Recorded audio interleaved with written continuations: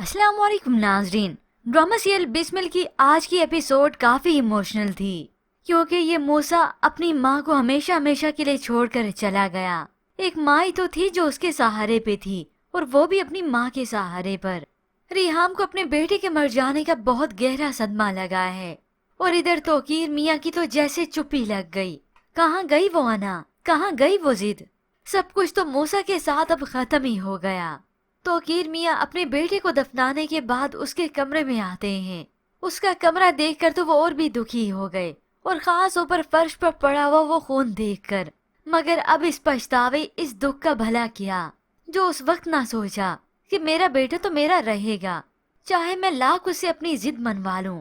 और ये मासूमा जो तोकीर के सामने मासूम तो बनती हैं, मगर मूसा की मौत पर तो ये कोई और ही ड्रामा करती है। बेचारी को सदमा ही लग गया कि मैंने मूसा को नहीं मारा।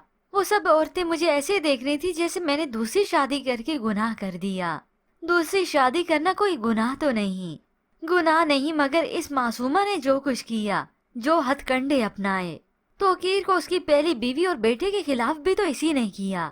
तो अगर गुनाह नहीं था तो चुपचाप करके दूसरी शादी खामोशी से रखती ना। किसने कहा था कि बदला लेने के लिए ढिंढोरा पीटे। खैर ये सब इसका वक्त ही है क्योंकि अंदर का जहर इसका इतने आसानी से कहाँ मरेगा, वो भी इस मूसा के मर जाने पर। ये अलग बात है कि अब इसका जमीर जैसे कैसे करके इसे अब झंझोड़ता ही रहेगा।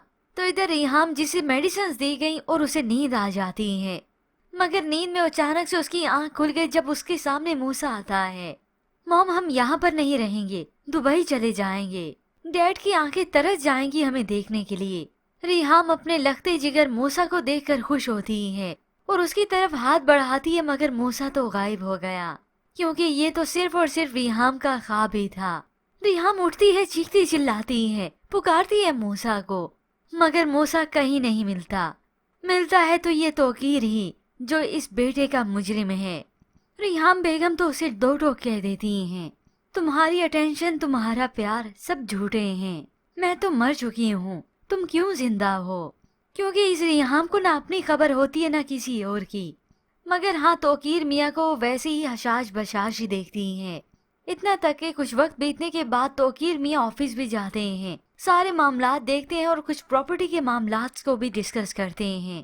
फैमिली लॉयर आता है, जबकि दूसरी जानिब मोमल का भी रो रो कर बुरा हाल है। तोकीर मियाँ के साथ साथ उसके पास भी सिवाय पछतावे के कुछ नहीं रहता। वो अपने वालिद को इसका कसूरवार समझती है। तो वालिद थक हार गया, आखिर उसे दो टोक कह देता है।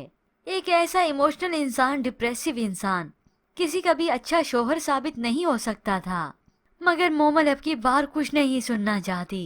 वो समझती थी मूसा को, अच्छे से जानती थी। अब हर इंसान की अलग नेचर होना नेचुरली है।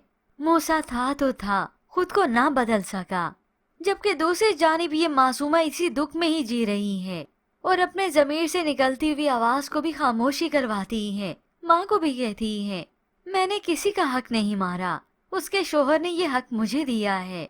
यहाँ पर कोई मासूमा का कसूरवार तो नहीं ठहराता, मगर हकीकत में ये मासूमा खुद ही खुद में उलझ कर रह गई।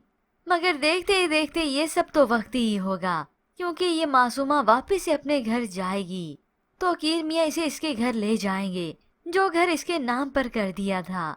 मगर अब उनकी तवज्जो का मरकज तो रिहाम ही होती है। रिहाम को आते हैं तो बस जिंदा लाश ही होती है। वो तोकीर की शक्ल तक देखना पसंद नहीं करती, मगर जब तोकीर आते हैं तो वो घूर कर देखती हैं, जैसे मानो अब वो इसे खा जाएंगी।